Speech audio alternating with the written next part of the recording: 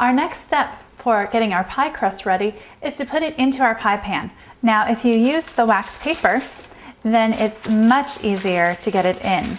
You want to peel the top piece off, and then you're going to put the bottom just over your rolling pin like this.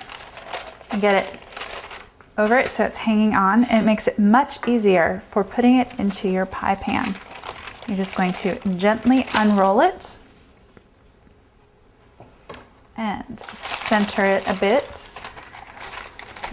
You want to be kind of careful in doing this step. And then you're going to peel off the additional piece of wax paper.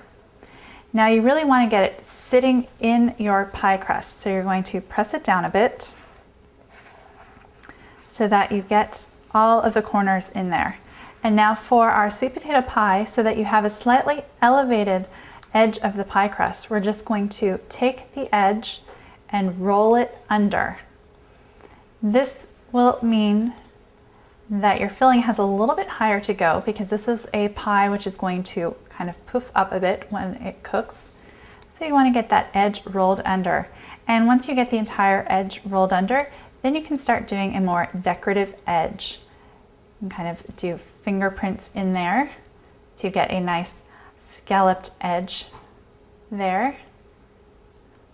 Or you can use the tines of a fork so that you have a nice pattern in the edge, or you can use a pastry cutter. It's up to you and your imagination.